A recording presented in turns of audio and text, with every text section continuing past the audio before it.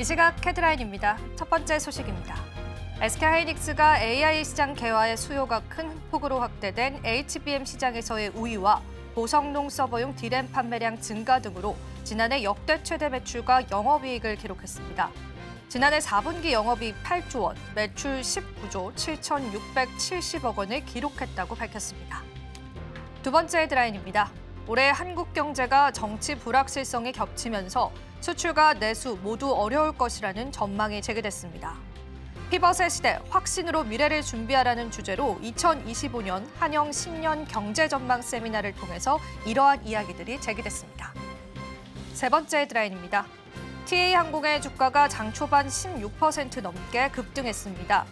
전날 TA항공 2대 주주인 대명 소노그룹이 TA항공의 경영권 인수를 본격 추진한다고 밝힌 게 주가 상승으로 이어졌다라는 분석입니다.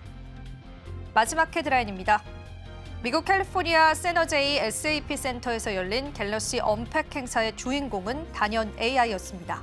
진정한 AI 동반자를 주제로 진행된 언팩은 갤럭시 S25 시리즈에 탑재된 통합 AI 플랫폼과 초개인화된 AI 기능에 집중했고 현장의 반응은 뜨거웠다는 분석입니다.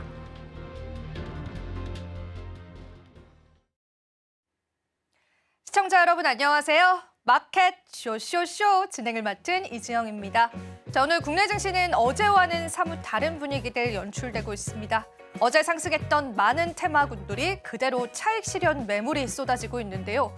오히려 요즘 같은 시장이 어렵다라는 분석들이 상당히 많더라고요. 또한 우리가 일본의 중앙은행 회의를 앞두고 있는 시점에서 어느 정도 시장의 리스크들을 반영하고 있다라는 분석들도 나오고 있습니다. 자, 그렇다면 이럴 때일수록 우리가 더 다양한 전략들 필요할 것 같아서요. 오늘도 저희가 다양한 내용들 준비를 해봤습니다. 오늘 첫 번째 코너부터 소개해드리겠습니다. 뉴지스 코너를 통해서 시장을 보는 색다른 시각들 함께해 주실 예정이고요. 그리고 이지스탁의 이지은 대표님께서 오늘은 여러분들과 함께해 주실 겁니다. 자, 저희 방송 많은 참여 부탁드리고요. 유튜브 통해서도 소통 가능하니까 그 부분도 한번 유의해 주시면 감사하겠습니다. 또 저희 방송에서 제공해드리는 정보는요. 투자 판단에 대한 조언일 뿐입니다. 가치 판단과 상승 하락을 보장하고 있진 않다는 점 다시 한번 유의 부탁드리겠습니다. 자, 그렇다면 저희 마감 시장까지 다양한 전략들 한번 챙겨가 보시죠. 마켓 쇼쇼쇼 1부 본격적으로 출발합니다.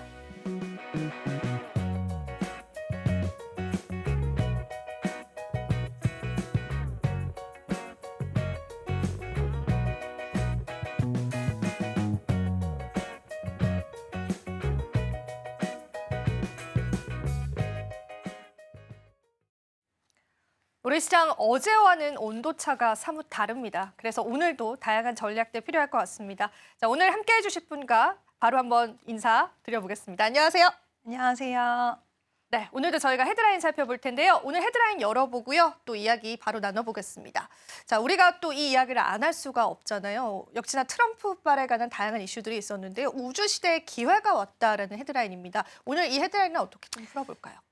일단 오늘은 살짝 조정의 흐름이 나오는 모습들도 보여주고 있는데 그 이유는 이제 미증시에서 로켓랩을 비롯해서 이제 관련된 종목들, 우주항공 종목들이 살짝 시세 흐름이 좀 조정의 흐름이 나왔기 때문에 그 영향도 어느 정도는 있다라고 보고 있는데요. 일단 전체적으로 트럼프가 취임한 당일로 좀 돌아가면 이제 화성에 이제 미국의 국기를 꽂겠다라는 맞아요. 이야기를 하면서 그동안 일론 머스크가 여러 가지 사업에 대해서 뭐 규제 완화라든지 이런 부분들 기대감을 이야기를 했고 또 그 안에서 우리나라 관련된 기업들이 자율주행이라던가 드론이라던가 이런 종목들이 굉장히 좀 수혜에 대한 가능성이 점쳐지면서 시세가 강했는데 오히려 취임 당일에 화성 발언을 좀 하면서 화성 계획을 밝혔습니다. 그래서 우주항공 관련돼서 그동안 상대적으로 다른 쪽보다는 약간은 먼 이야기처럼 들렸기 때문에 시장에서의 이런 상승세가 살짝 둔화된 흐름이 나오는 그 구간에서 이러한 머스크의 발언이 뒷받침할 수 있는 트럼프의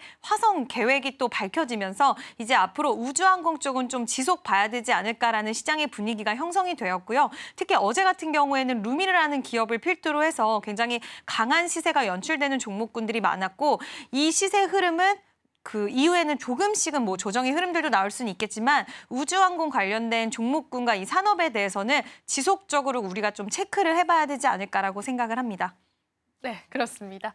사실 저희가 또 우주항공 테마는 트럼프발에 관한 호재도 있지만 일론 머스크에 관한 호재감들도 계속 반영이 되고 있습니다. 여기서 한 가지 주목을 해볼 만한 부분들은 스타링크가 또 국내에 상륙을 하게 됩니다. 이 부분에 관해서 또 시장에 다양한 의견들이 있는데요. 이 스타링크 국내 상륙이 또 한 번 우리 우주항공주 테마에 관한 어떤 활력을 주는데 도움이 될 것이다라고 보시는지 전반적으로 시장 방향성 어떻게 보실까요?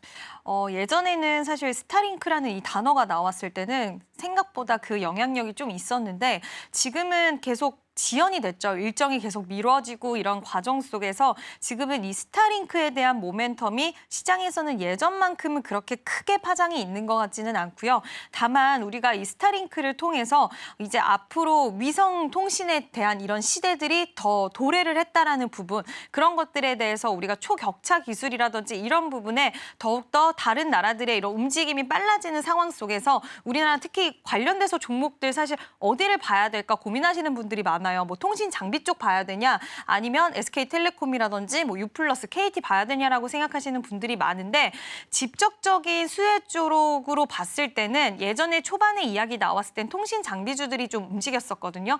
근데 최근에 스타링크가 SK텔레콤과 그리고 유플러스 쪽과 이제 KT 뭐 이쪽과 같이 협력을 해서 우리나라 국내 상륙을 만들어 나가고 있기 때문에 관련된 종목군들이 좀 겹치는 게 뭐 SK텔레콤의 지분 관계를 갖고 있는 기업이라든지 KT 관련돼서 지분 관계 있는 기업, 뭐 예를 들면 엔테스라든지 이런 종목군들이 좀 움직였는데 최근 시장의 흐름을 보면 그런 종목들은 사실 시세가 그렇게 강하지는 못하잖아요. 그래서 오히려 이와 관련된 소식이 주식시장의 이제 파장보다는 이 산업이 돌아가는 형태가 이렇게 가는구나 정도를 좀 보여주는 모습이지 우리나라 관련돼서 주식시장의 파급력은 저는 이 이슈 자체는 크다라고 보기엔 좀 어려울 것 같고요.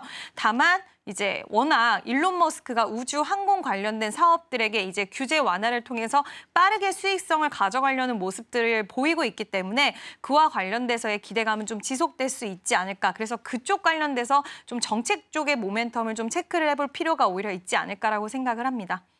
스타링크 자체가 또 시장 모멘텀을 가져다 준다기보다는 전반적으로 미국 정부의 지원 아래서 이런 우주항공 관련주들이 더 탄력을 받을 가능성이 있다라는 그런 관점이었던 것 같습니다. 자, 그렇다면은 이제 트럼프 자체 발언도 그렇지만은 전반적으로 빅테크 기업들도 우주 산업에 뛰어들고 있는 조짐들이 보이고 있습니다. 우리가 또 미래 먹거리다라고 할 수 있는 이 우주 산업, 빅테크들의 관점에서 봤을 때는 우리는 또 어떻게 해석을 해봐야 될까요, 대표님? 일단 그럴 수밖에 없는 게 항상 이 빅테크 기업들은 경쟁 구도 아래서 우리가 가장 그 기술에 대한 패권 전쟁이라고 항상 어떤 단어들을 이야기를 하는데 항상 우위를 차지하고 싶어하고 첨단 기술에 대해서 항상 제일 먼저 선점하고자 하는 그런 움직임들이 있습니다. 처음에 우리가 지금 스페이스 X라는 그 기업이 이제는 너무나 익숙해졌고 뭐 화성에 대한 계획이라던가 이런 것들이 영화 속에서만 보는 상황이 아닌 게 되는 그런 현실 속에 살아가고 있는데 일론 머스크가 20년 전에 이제 주변 사람들에게 화성에 대한 이야기, 뭐 달 탐사 이런 거 얘기했을 때 사기꾼이다, 이상한 사람이다 이런 얘기들을 많이 들었다라고 합니다. 근데 이제는 정말 시대가 많이 변했고 그쪽으로 관련돼서 이 통신 장비 쪽의 시장이 빠르게 변화를 해야지 우리가 자율주행이라든지 이런 세상도 같이 발전해 나갈 수 있는 그런 부분들이 있기 때문에 당연히 빅테크 쪽에서는 이쪽의 투자도 같이 단행을 할 수밖에 없는 부분이고요. 기술적인 우위를 차지하기 위한 거, 그리고 지금 우리가 현실적으로 많이 좀 새로운 기술들, 자율주행이라든지 이런 부분들이 더욱더 현실화되고 빠르게 발전하기 위해서는 이쪽 시장이 빠르게 같이 발전해 나가는 게 중요하기 때문에 많은 빅테크 기업들의 투자라든지 이런 부분들이 좀 진행이 되고 있는 게 아닌가라는 생각이 듭니다. 빅테크 기업들은 정말 이제 발빠르게 새로운 성장 산업에 뛰어들고 있다는 게 우리가 또 많은 헤드라인 뉴스를 통해서 확인을 해볼 수가 있습니다. 그럼 국내 쪽으로 눈을 좀 좁혀보겠습니다. 국내에서도 정부 차원에서의 어떤 지원이 있을지 혹은 이런 규제의 완화가 있을지도 굉장히 궁금하고요. 그렇다면 나아가서 국내 기업들이 어떤 경쟁력을 갖춰야지만 이 우주 산업에서 살아남을 수 있을지 그런 부분들까지도 좀 짚어볼 수 있을까요? 네, 일단 우주청에서 지금 올해 누리호와 차세대 위성 발사 뭐 이런 것들 민간 참여에 대한 거를 좀 높이겠다 얘기를 하고 있고요. 우주항공청이 개청이 되고 나서 변화가 없다, 일을 많이 안 한다라는 이런 일각의 시각들도 작년에 이제 개청을 했고 그런 이야기들이 나왔는데 지금 트럼프 당선 이후에 우주항공에 대한 시계가 굉장히 빨라지고 있습니다. 그래서 거기에 발맞추는 것처럼 보이는 부분들이 나오고 있는데 방금 앞서서 말씀드린 것처럼 민간 기업의 참여도를 상당히 높인다라는 부분과 우주항공청이 R&D 예산을 전년 대비해서 43.3% 늘린다라는 소식이 있었습니다. 관련돼서 이제 우리나라도 사실 우주 강국 5대 강국 안에 들겠다라고는 했지만 지금 기술 격차가 지금 7위 정도 하고 있는 걸로 알고 있는데 기술 격차가 상당히 많이 벌어져 있는 상황이에요. 그래서 따라잡아야 되는 부분들이 많이 있는데 결국에는 이렇게 따라잡아야 되는 부분은 정부 주도 하에 민간 기업들의 기술 발전이 같이 이루어져야 되는 부분이고 그렇게 됐을 때 우리나라가 가져갈 수 있는 기술은 사실 이 정부 단에서나 이런 기업 단에서의 워낙 격차 자체가 일단 출발 전부터 좀 다르기 때문에 이제 여기서 그들을 뛰어넘는 기술을 갖기는 좀 어렵다라고 한다면 부품 관련돼서 스페이스에 뭐 납품을 한다던가 이런 부분들 적에서 위성 관련된 사업을 영위해서 스페이스 X의 협력사로 있다던가 특히 또 루미르라는 기업은 지금 루미르 X라는 또 스페이스 X 같은 그런 또 계약을 위성 관련된 계약을 또 스페이스 X와 한 이력을 가지고 있는데 엄청나게 뛰어넘는 기술력을 갖기는 어렵겠지만 지금 스페이스 X 안에 밸류체인 기업으로서 참여하고 있는 기업은 앞으로 그래도 우리나라 기업들 안에서 우리가 좀 관심 있게 볼 수 있지 않을까라고 생각을 합니다. 네, 좋습니다. 자, 이렇게 해서 저희가 또 우주 산업에 관해서 하나하나 좀 짚어봤고요. 그렇다면 이어지는 헤드라인 보면서 또 내용들 이어가 보도록 하겠습니다. 오늘 두 번째 헤드라인 바로 한번 살펴볼 텐데요. 대표님과 함께 체크를 해보겠습니다. 자, 사실 이 이슈가 어제 우리 시장에서 너무나 뜨거웠습니다. 물론 차익 실현이 좀 나오는 느낌이 보여지긴 하는데요. AI로 돈 벌 계획 끝냈나라는 헤드라인입니다. 스타게이트 말씀을 하시는 것 같아요. 자, 어떻게 볼까요? 우리 시장에서는 어떤 관점으로?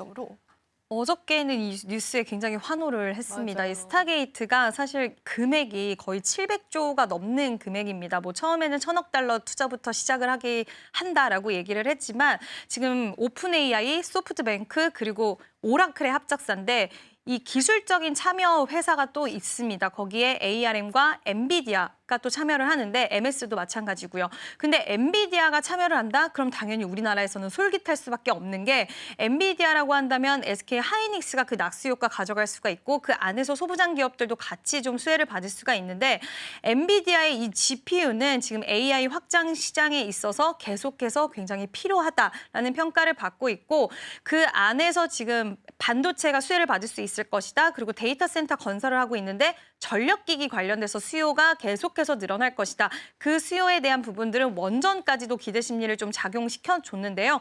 어저께는 건설기계 쪽도 같이 움직임이 맞아요. 나오면서 전반적으로 인프라 투자 관련된 기업들의 시세 흐름이 굉장히 좋았습니다. 근데 오늘 조금 찬물을 끼얹는 그런 이슈가 나왔습니다. 일론 머스크가 지금 손정희 회장 그렇게까지 돈이 없다라는 이야기를 했는데 이게 오픈 AI와 또 사이가 그렇게 좋지 못하다 보니까 머스크 같은 경우에는 거기에 또 테슬라는 빠졌잖아요. 그래서 약간은 질투를 하는 시선이 아니냐라는 이야기도 있는데 뭐 질투 플러스 그리고 그가 아는 또 이야기 있겠죠. 근데 오픈 AI CEO가 이렇게 얘기를 했더라고요.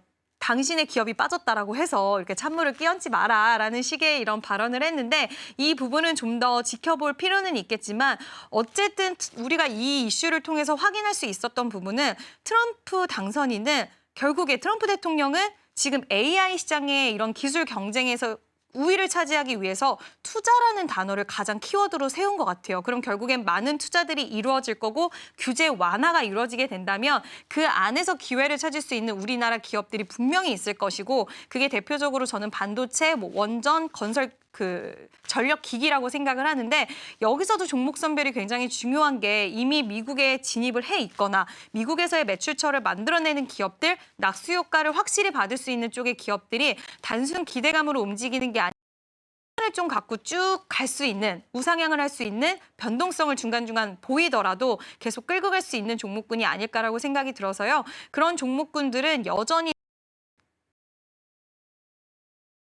에 관한 비관론들도 시장에 있더라고요. 간밤에 또 일론 머스크가 돈이 없다, 소프트뱅크는 이런 또 발언을 했던 게 화제가 되기도 했었는데 사실상 이 부분의 관전 포인트는 이런 AI 관련한 센터를 구축하면서 트럼프 대통령이 일자리 창출을 할 수 있다라는 겁니다. 그래서 그런 면에서도 좀 다양한 평가들이 좀 나오고 있습니다.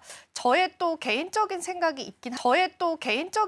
있긴 합니다만은 사실 이렇게 인프라 투자를 기업들의 돈으로 한다라는 면에서도 저는 정말 대단하다라고 느꼈거든요. 네, 그러니까 결국엔 사업가가 맞는 것 같습니다. 그쵸? 네. 네, 이게 결국엔 AI 시장에서 미국을 가장 강대국으로 지금도 강대국이긴 하지만 중국의 격차를 굉장히 더 벌리려는 이 노력 속에서 오히려 미국 쪽으로 돌아 들어오고 미국의 안에 있는 안에서 본인의 뭔가를 투자를 하기보다는 그러니까요. 외부에서 할 수밖에 없는 그런 구도를 참 잘 만들어 그쵸. 나가는 것 네. 같아요. 그래서 저도 진정한 사업가가 아닌가라고 생각이 들었는데 이런 구도를 봤을 때 멀리 보면 사실 우리나라 입장에서는 그렇게 좋은 거는 아닌 것 같습니다. 결국엔 미국 안에서 모든 것이 이루어질 것이고 거기에 발맞춰 나갈 수 있는 우리나라 기업들은 상대적으로 시간이 지날수록 많지 않을 수가 있을 것 같아서 개인적으로는 우리나라가 이 부분에 있어서는 기술에 대한 개발이 훨씬 더 빨리 이루어져야 되겠다라는 생각이 들었고 좀 미국이 이번에 트럼프 대통령이 당선이 되면서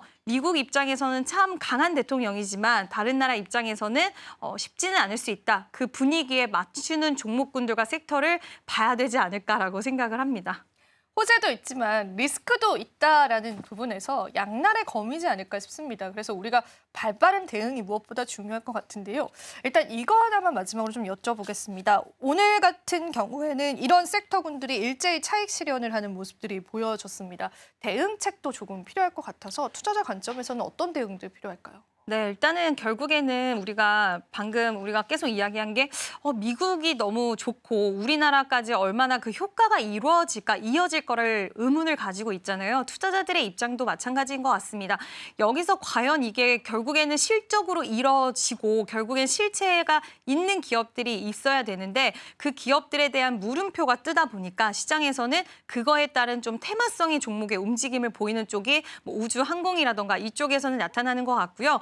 다만 뭐 조선이라던가 이런 쪽은 또 어닝 시즌에 돌입을 했기 때문에 워낙 눈높이가 높아져 있는 상황에서 조금이라도 미스가 나면 그동안 가파르게 올라온 만큼 차익 실현이라든지 이런 것들을 또 소화하는 과정들이 필요할 것 같아요. 그래서 결국에는 실적 시즌도 같이 도래를 했고 또 그동안 가파르게 올라왔던 수혜 섹터로 분류됐던 쪽은 차익 실현에 대한 압박은 불가피한 모습인 것 같습니다. 또 다음 주에 우리가 긴 연휴에 들어가기 때문에 그와 관련돼서 일단은 현금 확보를 하고자 하는 움직임. 우리가 연휴 기간 동안 돌입을 하는데 내일은 BOJ도 있고요. 또 연휴 기간 동안 빅테크 기업들의 실적 발표도 있습니다. 또 연휴 끝나고 돌아오면 바로 FOMC 또 결과치를 받아볼 수 있기 때문에 숨가쁜 이런 일정들 속에서 시장에서는 지금 약간은 실적에 물음표가 뜨는 쪽에 이런 압력들과 압박들을 받고 있는 상황이 아닐까라고 보이고요. 테마성으로 살짝은 조정의 흐름들이 좀 전반적으로 나오고 있다라고 해석할 수 있을 것 같습니다. 네, 좋습니다. 자, 이렇게 해서 저희가 또 다양한 시장 방향성들 짚어봤기 때문에요. 여러분도 한번 참고해 주시면 좋겠습니다. 자, 그럼 헤드라인 정리를 해보고요. 이어지는 코너도 소개해드리겠습니다. 은혜로운 섹터 준비되어 있는데요. 자, 오늘도 저희가 은혜로운 섹터를 통해서 SK 하이닉스 실적에 관한 이야기들 면밀하게 뜯어볼 전략이고요. 또 우리가 실적 발표, 삼성 바이오로직스 역시도 좋은 실적 발표를 했습니다. 그에 따른 다양한 시각들 여러분도 한번 꼼꼼하게 체크해 보시면 좋겠습니다. 저희 시장 한번 점검하고 오겠습니다. 은혜로운 섹터 이어집니다.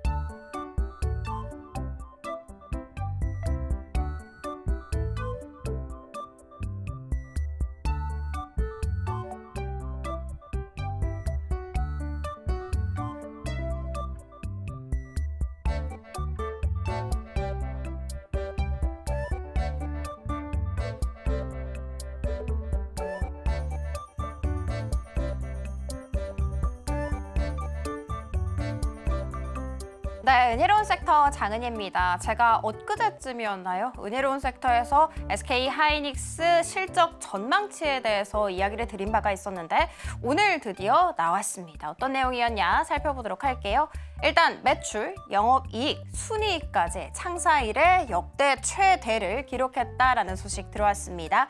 하나씩 자세하게 뜯어보도록 할게요. 4분기 매출 19조 7,670억 원을 기록하면서 전년 동기 대비해서 75%가량 폭증을 했고요. 영업이익은 더 대단합니다. 그 8조 넘어섰습니다. 8조 828억 원을 기록하면서 전년 동기 대비해서 2,236% 말 그대로 정말 폭증을 했습니다.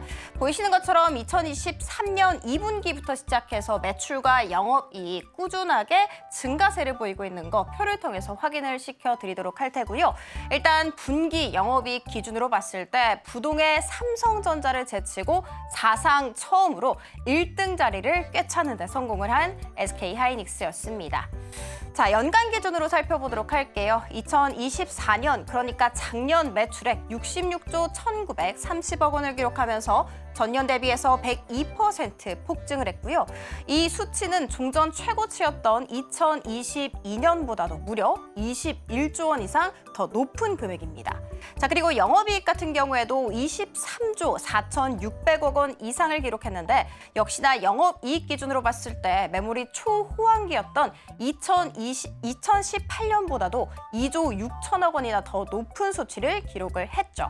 자, 그리고 영업이익률도 굉장히 눈여겨볼 만합니다. 이제는 삼성전자가 아니고 좀 TSMC와 견주어 볼 만하지 않을까라는 생각이 들던데 4분기 영업이익률 살펴봤더니 41%를 기록했습니다.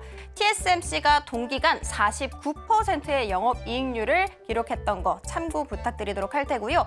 그리고 조금 더 참고할 점이 국내 제조업 평균치 살펴봤더니 영업이익률이 5%대에 불과하다는 점도 함께 알려드리도록 할게요. 자, 일단 보이시는 것처럼 실적을 바탕으로 해서 현금성 자산 역시도 크게 늘어난 모습이었습니다. 2024년 말 14조 2천억 원가량이었습니다. 그러니까 1년 만에 5조 2천억 원의 돈이 크게 불어난 것이죠. 자, 그러면 올해도 좋을까 궁금하실 텐데 질주 올해도 이어질 전망이라고 합니다. 일단 사측에 따르면 올해 HBM 매출은 100% 이상 성장을 예상한다라면서 굉장히 호언장담을 하는 모습이었습니다. 역사를 이렇게 새로 쓰고 있는 SK 하이닉스입니다. 그럼에도 불구하고 기적의 단어 선반영 그리고 차익 실현 매물 압박에 이기지 못해서 장중한 때 4%대까지 약세를 보였습니다만 지금 현재 낙폭을 계속해서 줄이는 과정이라는 점 체크 도와드리도록 하겠습니다. 삼성 바이오로직스로 들어가 보도록 할게요. 국내 제약바이오 업계 최초로 4조 원을 매출에 있어서 돌파하는 데 성공을 했습니다. 작년 매출 살펴봤더니 4조 5,473억 원을 기록하면서 전년 대비해서 23% 이상, 영업이익 같은 경우에도 1조 3천억 원을 넘어서게 되면서 전년 대비해서 19% 이상 증가했다고 했습니다. 2020년부터 시작해서 매출은 가파르게 그리고 영업이익 같은 경우에는 꾸준하게 한 번도 쉼 없이 증가세를 보이고 있는 거 표를 통해서 확인시켜 드렸습니다. 자, 그러면 호실적의 배경도 살펴봐야겠죠. 1공장부터 3공장까지 풀가동 상태고요. 4공장까지도 매출이 지속적으로 상승세를 한 것이 호실적의 배경이라고 하고 있습니다. 자, 뿐만이 아니라 바이오시밀러 제품 역시도 글로벌 시장에서 굉장히 좋은 성과를 얻게 되면서 이렇게 좋은 숫자가 찍혔다라고 시장에서는 보고 있습니다. 자, 연간 수주액 살펴보도록 할게요. 5조 4천억 원을 넘어섰습니다. 작년 같은 경우에는 글로벌 주요 계약사와 1조 규모, 그러니까 이렇게 큰 계약을 잇따라서 3건이나 체결하는 데 성공을 했죠. 뿐만이 아니라 상위 제약사 20곳 중에서 17곳을 벌써 고객사로 확보하고 있는 것이 바로 삼성 바이오로직스입니다. 자, 일단 2023년부터 착공을 알렸었던 5공장 같은 경우에도 올해 4월에 착공을 다 완료를 해서 가동 예정되어 있는 상황입니다. 이 5공장은 생산 능력이 8만 리터입니다. 만약에 5공장까지 다 완공이 되잖아요. 그러면 총 78만 4천 리터의 생산 능력을 보유하게 되는 것입니다. 생산 능력 기준으로 봤을 때 전 세계 1등 자리를 꿰차는 것이죠. 생산 능력이 확대된다. 그만큼이나 주문도 늘어날 가능성 농후하게 점쳐지고 있습니다. 자, 그래서 올해 매출 전망치 5조 5,705억 원으로 사측에서는 제시를 했습니다. 이 수치는 작년 대비해서 20%에서 25%나 증가한 수치라고 하는데 상당히 높아 보이죠. 그렇지만 이 높은 눈높이 달성할 것 같습니다. 왜냐하면 당장 1월 14일에 유럽의 한 제약사와 2조 1,000억 원 규모, 그러니까 역대 최대 규모의 계약을 성사시키는 데 성공을 했었죠. 한편 자회사 삼성바이오 SP 같은 경우에도 호실적 함께 꺼내놨습니다. 작년 매출 1조 5,300억 원을 넘어서게 되면서 전년 대비해서 51% 증가, 영업이익 같은 경우에도 4,300억 원을 넘어서게 되면서 전년 대비해서 100% 이상 폭증했다라는 거 체크 도와드리도록 하겠습니다. 자, 국내 테마 탑3 들어가 보도록 하겠습니다. 조선과 조선기자재가 오늘도 이름을 알렸는데 오늘은 약세로 이름 잡혔습니다. 일단 HD 현대 마린솔루션, HD 현대 미포, 그리고 한화 엔진까지 오늘 실적 발표를 했는데 시장의 기대를 좀 못 미치는 모습입니다. HD 현대 마린솔루션 영업이익 같은 경우에는 전망치보다도 무려 24%나 하회를 했고요. HD 현대 미포 같은 경우에는 22% 하회, 그리고 한화 엔진 역시도 10% 넘게 하회를 하면서 좀 실망스러운 성적표를 공개를 했습니다.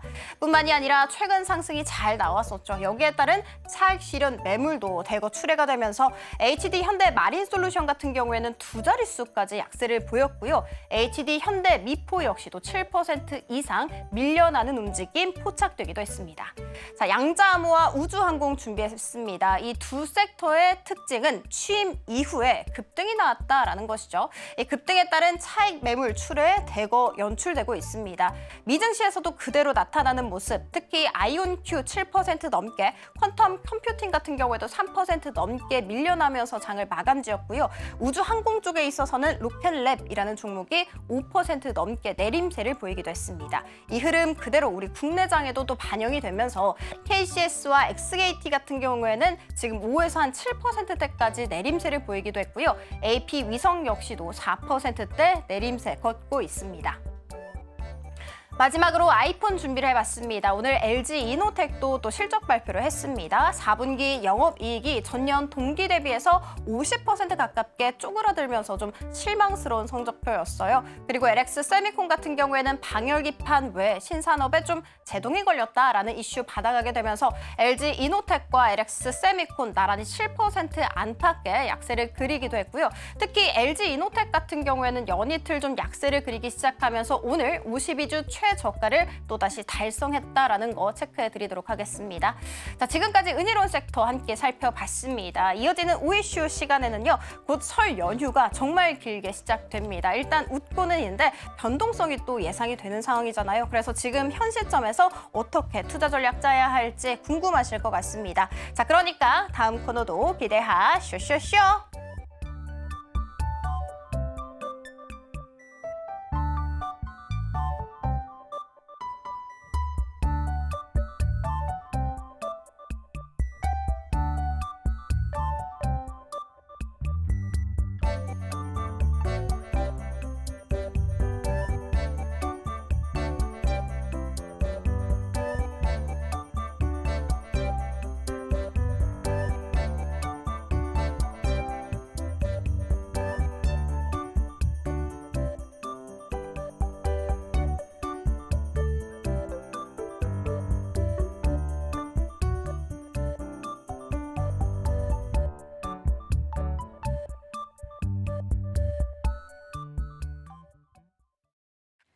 은혜로운 섹터 살펴보고 오셨습니다. 시장 한번 체크하고 왔다면요. 대표님과 시장 이야기 나눠볼 텐데요.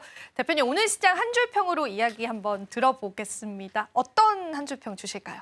네, 일단 BOJ 일정도 있고 또 우리나라는 연휴에 돌입을 하기 때문에 시장이 전반적으로 좀 위축이 많이 되어 있는 것 같고요. 그 SK 실적 발표, 하이닉스 실적 발표가 있었습니다. 뭐 나쁘진 않았던 것 같아요. 근데 일각에서는 예상치에 그냥 부합했다라는 점에 살짝은 실망한 부분도 있는 것 같고요. 또 2025년에 대한 가이던스 제시에 좀 톤이 다운됐다라는 그런 해석들도 있는 것 같습니다. 근데 저는 전반적으로 굉장히 좋은 실적을 만들어냈다라고 생각을 하고 있고 또 HBM4 관련돼서 일정이라든지 이런 부분에 있어서 충분히 좀 기대감적인 측면들은 가져갈 수 있다라고 생각을 하고 있고요. 반도체도 역시나 조정이 조금 나왔고 또 조선 관련주들이 오늘 앞서서 아까 은혜로운 섹터에서도 미스하는 기업들이 있기는 했지만 그동안 워낙 가파르게 올라온 만큼 차익 실현에 대한 압력이 좀 강하게 나오고 있는 것 같습니다. 지금 제가 일정 쭉 말씀드린 것처럼 일정이 있다 보니까 현금 확보에 대한 이런 마음들도 좀 커졌고 또 지금 근데 이게 저는 당연하다고는 생각을 하거든요. 어떻게 보면 반도체와 조선이 최근에 굉장히 가파르게 올라왔습니다. 이게 어떻게 보면 저는 미스가 났을 때 조정이 남았을 때 기회로 좀 삼을 수 있다라고 보고 있는데 조선주들도 결국엔 우리가 이렇게 많이 빠지면 왜 샀는지 그리고 조선주들 왜 봐야 됐는지 그 이유가 잊혀질 때가 있어요. 막 올라갈 때는 지금 안 사면 큰일 날 것 같고 막 이런 생각이 들다가 또 빠질 때는 왜 그렇게까지 시세가 강했는지에 대해서 이유를 까먹을 때가 있거든요. 왜냐하면 두려움이 또 커지니까. 근데 만약에 내가 조선주 보유를 하고 있지 않는다라고 하신 분들은 이번 조정의 흐름을 그러니까 오늘 사시라는 게 아니라 이제 연휴 돌아오고 또 내일 하나오션 실적 발표가 있고요. 줄줄이 실적 발표가 나올 겁니다. 그때 뭐 상방과 하방에 대한 추세 전환이 좀 나오긴 하겠지만 급하게 매수하지 않는다 하시더라도 트럼프 2기 행정부에서는 분명히 우리 조선 관련된 기업들이 좀 가져갈 수 있는 수익들이 많이 있을 거라고 보고 있어서 조선주들은 한번 오늘의 흐름들을 좀 지켜볼 필요가 있다라고 보고 있고요. 뭐 전체적으로 오늘 2차 전지, 반도체 다 파란불을 켜내고 있습니다. 다른 것보다도 미증시와 이렇게 다른 흐름으로 가는 것은 아무래도 이제 다음 주 쭉 연휴에 돌입을 하기 때문에 그와 관련돼서 차익 실현에 대한 압력이 좀 더 강하게 일어나지 않았나라고 생각을 합니다. 포인트는 이런 것 같습니다. 우리가 긴 연휴를 앞두고 사실 관망 심리 그리고 리스크 오프의 심리가 계속 도래하는 것 같고요. 사실 연휴 끝나고 돌아오면요. FMC 회의도 기다리고 있고 빅테크 기업들 실적도 기다리고 있기 때문에 투자자 입장에서도 적극적인 매수가 힘든 타이밍인 건 맞는 것 같습니다. 하지만 우리는 또 미래를 내다보면서 시장 전략 세워봐야겠죠. 그럼 대표님과 함께 또 추가적인 내용들 한번 나눠볼 텐데요. 오늘의 5이슈 주제부터 열어보고요. 바로 한번 이야기 좀 깊이 있게 나눠보겠습니다. 오늘 어떤 5이슈 준비를 해주셨을까요? 네, 설 연휴를 맞는 한국 증시 변동성이 오늘 딱 나오고 있습니다. 이제 어떻게 좀 전략을 취해야 될까에 대한 부분들 이야기를 하고 싶은데요. 결국에 이제 트럼프 2기 행정부에 대해서 우리가 이야기를 하지 않을 수가 없어요. 앞서서 이야기를 했듯이 미국을 더 강하게 만들기 위한 움직임들이 속도감이 더 빨리 붙을 것이고 이와 관련돼서 우린 투자자의 입장에서 그쪽 관련돼서 수혜를 받을 수 있는 곳에 선택과 집중이 분명히 필요한 시기라고 생각을 합니다. 그래서 오늘 상대적으로 조선이라든지 이런 종목군들 뭐 오늘 저는 개인적으로는 매매를 매수 버튼에 대해서는 굳이 누를 필요는 없다라고 생각을 하는데 지금 현금 확보 많이 해두시면 뭐 빅테크 실적 발표 그리고 FOMC 일정 소화 이후에 시장의 분위기가 또 다르게 형성이 될 수 있고 또 미국 쪽에서 어떤 이야기 나올지 모릅니다. 지금 취임한 지 며칠 되지 않았기 때문에 앞으로는 불확실성이 단기적으로는 계속될 거고 이에 따른 시장의 분위기가 바뀔 수 있기 때문에 내가 그동안 좀 종목 잘 선정을 해서 수익이 어느 정도 많이 나고 있다라고 하는 종목들은 장기 관점으로 내가 쭉 끌고 갈 게 아니라고 한다면 저는 일부는 비중 확보를 해서 현금 확보를 좀 진행하시는 게 좋지 않을까라고 보고 있고요.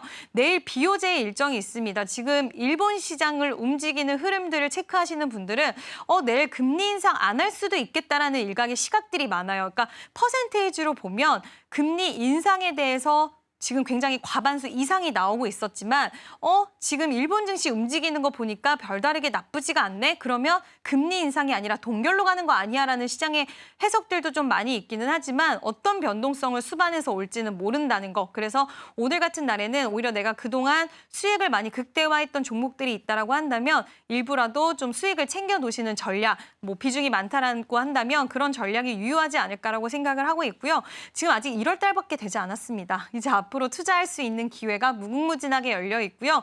바닥에서 코스피 지수가 어느 정도 상승을 했기 때문에 또 마음이 급해지신 투자자분들 많이 계실 것 같아요. 왠지 나는 바닥에서 못 잡았기 때문에 모든 기회가 날아갔나? 그리고 이제라도 급하게 탑승해야 되나? 이런 생각하실 텐데요. 시장의 색깔과 분위기는 언제든지 달라질 수 있다라는 거, 그리고 반도체 관련돼서 아직까지 미국 쪽에서 뭐 이야기 나온 게 명확하게 없습니다. 그래서 또 그 반도체 관련돼서 우리가 좀 더 뭐 드라이브를 걸 수 있는 내용이 정책적으로 나온다라고 한다면 또 주도 섹터로 한번 돈이 몰리기 시작하면 상대적으로 그 외의 섹터들이 힘이 약해질 수도 있거든요. 그럴 때를 대비를 해서 내가 좀 테마성 종목들 보유하고 있다 하시는 분들은 저는 일부의 현금 확보가 꼭 필요한 시장이 아닐까라는 의견을 드리고 싶습니다. 그런 대표님의 의견 자체가 사실 지금도 시장에 반영되는 느낌들 보여집니다. 그러다 보니까 우리가 지금은 차익 실현하는 관점에서의 시장들 바라보게 될 것 같고요. 자, 그렇다면 대표님께서 그럼에도 불구하고 우리가 또 연휴 이후에 함께 공략을 해볼 만한 공략주는 어떤 종목을 가지고 오셨는지 한번 이야기를 풀어보면 좋을 것 같습니다. 자, 그래도 우리가 지금 시장에서 한 번쯤 관심을 가져볼 만한 기업들도 있을까요? 네, 그래서 제가 SK 하이닉스를 일부러 조금 말씀을 드린 건데 여전히 뭐 HBM4라든지 그리고 HBM 시장에서의 장악력이 굉장히 크기 때문에 그와 관련된 밸류체인 기업을 좀 보는 게 어떨까라는 의견을 드리고 싶고요. DI라는 기업입니다. 일단 테스트 관련된 장비 기업인데 이 기업 같은 경우에는 버닌 테스트 장비와 그리고 웨이퍼 테스트 장비를 보유를 하고 있고 그와 관련돼서 지금 삼성전자, SK 하이닉스와 수주 계약을 이미 좀 만들어냈습니다. 특히 SK 하이닉스는 DI가 직접 계약을 하기보다는 자회사를 통해서 또 계약을 했는데 이 회사가 의외로 몸집이 큰 회사라서 종속 기업이 6개 정도를 가지고 있고요. 2차 전지 산업을 영위하고 있는 기업도 있고 다양한 사업의 다각화의 포트폴리오를 구축을 하고 있기 때문에 이와 같은 부분도 저는 하나의 모멘텀적인 측면에서 좀 좋지 않나라고 보고 있고 지금 반도체가 점진적으로 발전하면 발전할수록 결국에는 테스트 장비의 수요가 올라갈 수밖에 없는 그런 상황입니다. 최근 HBM 시장에서 움직인 종목군들의 흐름을 제대로 좀 보시면 관련돼서 뭐 여러 종목군들이 움직이긴 했지만 테스트 장비 기업들이 굉장히 시세 흐름이 좀 좋았다는 것을 확인을 할 수가 있는데 그 안에서 DI를 픽한 이유는 지금 주가 흐름이 바닥권에서 계속해서 점진적으로 좀 상승, 우상향해 오기는 했지만 한방 굉장히 강한 다른 종목들은 뭐 10%씩 상승 시세가 나오고 굉장히 강한 탄력적인 모습이 나와줬는데 DI는 상대적으로 거래량도 아직은 살짝은 미비했고 약간은 주가가 저점을 높여가고 있긴 하지만 확 터트리는 모습은 나와주지 않았다라고 보고 있어서 이 기업이 가지고 있는 모멘텀 그리고 기술적인 측면으로 봤을 땐 아직까지 한 발이 남아있다라는 그 생각이 들어서 DI를 좀 비중을 나눠서 매수하는 전략 유효하지 않을까라고 보고 있고요. 2025년부터는 수주했던 부분에 있어서 또 실적이 좋아지는 시즌으로 본격적으로 돌입을 하기 때문에 HBM4 관련돼서 테스트도 진행을 할 거고요. 앞으로 모멘텀이 좀 포진되어 있다는 그 전제 하에 비중을 좀 나눠 가시는 전략도 유효하지 않을까라는 의견 드리고 싶습니다.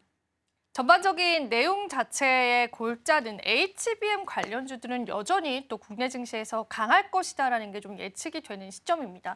실제로 이렇게 테스트 장비주들이 오랜만에 또 상승 탄력을 보여주고도 있잖아요, 대표님. 그간 낙폭이 컸던 부분에 관해서 최근에 올라온 부분들은 아직까지는 그렇게 많이 올라오진 않았다라고 생각을 하실까요?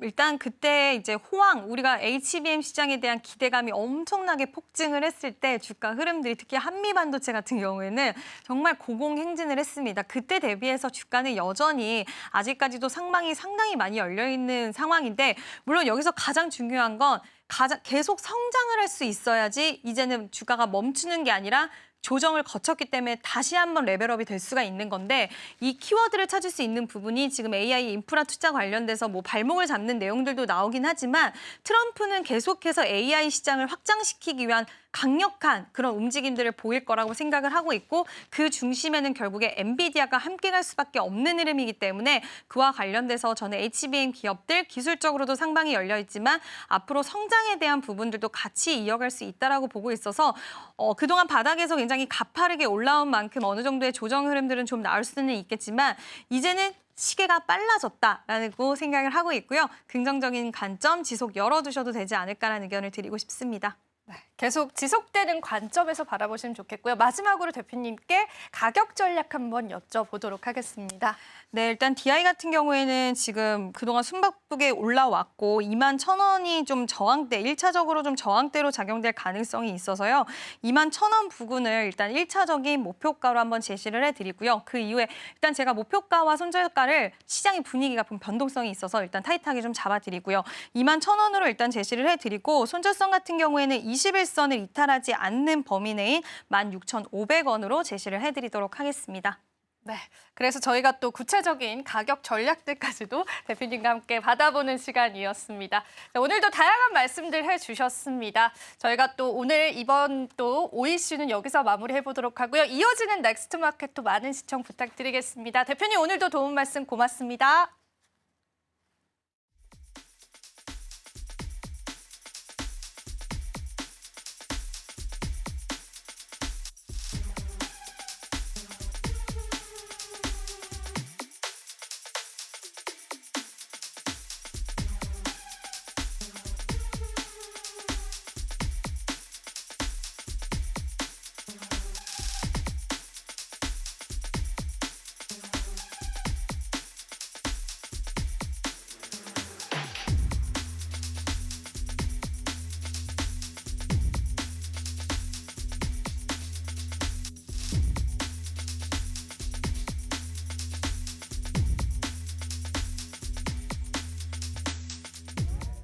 마켓 쇼쇼쇼 1부 마지막 코너 이지영의 넥스트 마켓으로 인사드립니다. 요즘 우리 시장은 의외로 굉장히 트레이딩하기 어렵다라는 분석들이 많더라고요. 시장에 모멘텀이 있기는 한데 그 모멘텀이 처음 나왔던 모멘텀은 아니기 때문에 시장에서 어떤 타점들을 받아가야 할지가 좀 애매해지는 건 사실입니다.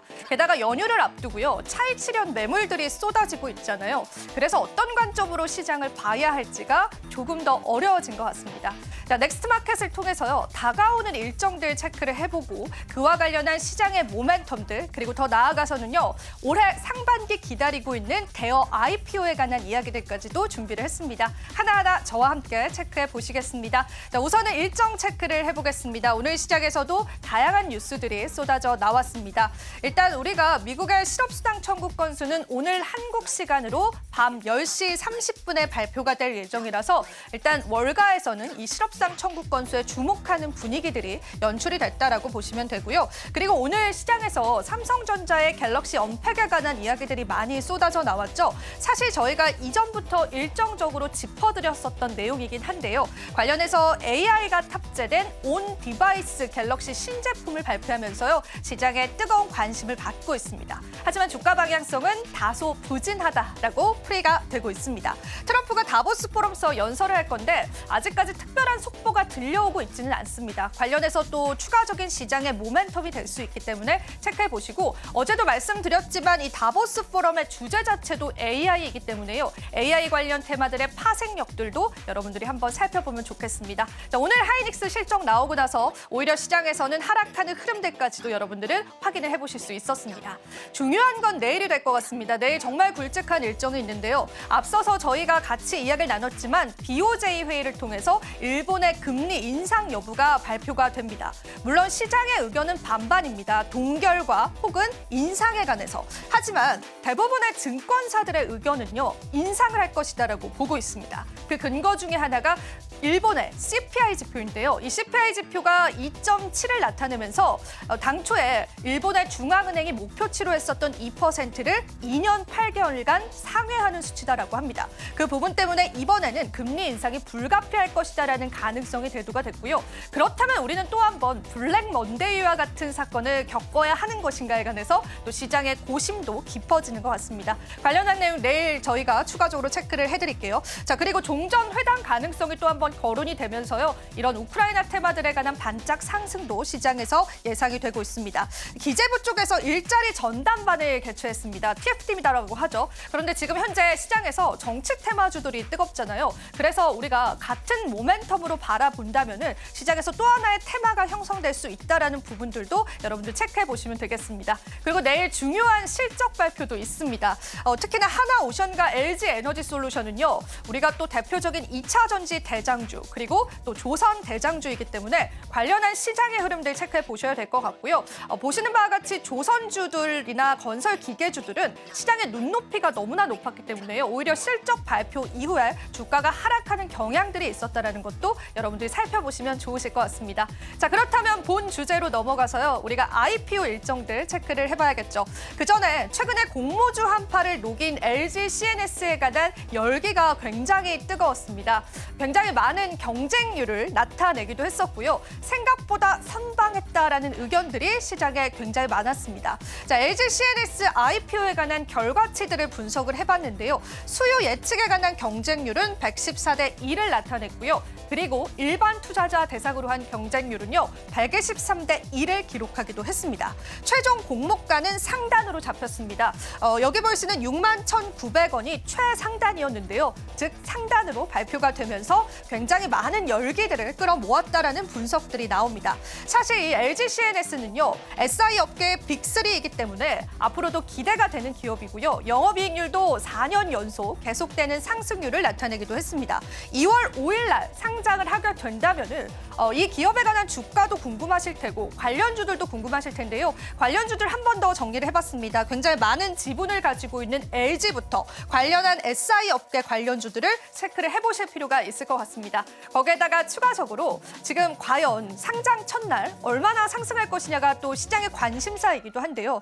LG CNS 같은 경우에는 60%의 상승률을 예상한다라는 증권사의 의견도 있었습니다. 그렇게 된다면 이 61,900원에서 훨씬 더 뛰어넘은 7, 8만 원까지 올라갈 수 있고요. 최대 200% 상승할 수 있잖아요. 그렇게 된다면 27만 원 선을 나타낼 것이다라는 다양한 분석들도 시장에 나옵니다. 하지만 뚜껑은 열어봐야 알겠죠? 그에 따른 다양한 의견들도 있습니다. 비관적인 시선도 체크를 해보겠습니다. 사실상 이번 공모주 한파가 녹여지긴 했었는데요. 지난 대여 IPO 대비해서는 그 증거금은 살짝 작았습니다. 두산 로보틱스는 33조 원, HD 현대마린솔루션은 25조 원을 가리켰던 거에 반해서요. LG CNS는 21조 원을 기록했기 때문에 한파를 녹이기에는 조금 부족한 수치였다라는 그러한 분석들도 있고요. 또 기관의 수요 예측에서 외국인들의 자금이 없었다라는 게 문제가 되고 있습니다. 해외 기관은 통상적으로 이런 대여 IPO에 대략 10%가량의 물량을 가져가는데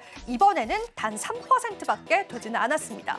정리해서 말하자면 외국인들의 자금은요, 우리 현물 시장뿐만 아니라 이러한 IPO 시장에서도 여전히 메말라 있다라고 해석을 해볼 수 있겠습니다. 자, 그렇다면 다가오는 IPO 일정들도 한번 보겠습니다. 2025년 상반기 대여급 IPO가 몰려온다라는 헤드라인이 좀 눈에 띄기도 했습니다. 여기 보이시는 기업들이 상당히 많은데요. 우리가 잘 알고 있는 카카오 모빌리티, 카카오 엔터테인먼트도 상장이 예정되어 있고요. 그리고 K뱅크와 SK 에코플랜트 같은 경우에도 상장이 예상되어 있습니다. 그리고 추가적으로 CJ 올리브영 같은 경우에도 상장이 예정되어 있기 때문에 그에 따른 공모주 시장의 흐름들도 체크해 보시면 좋겠습니다. 여기서 체크 포인트는 대여 IPO들 역시나 살펴볼 필요가 있을 것 같아서요. 상반기에 출시될 대여 IPO들 몇 가지를 준비를 해봤습니다.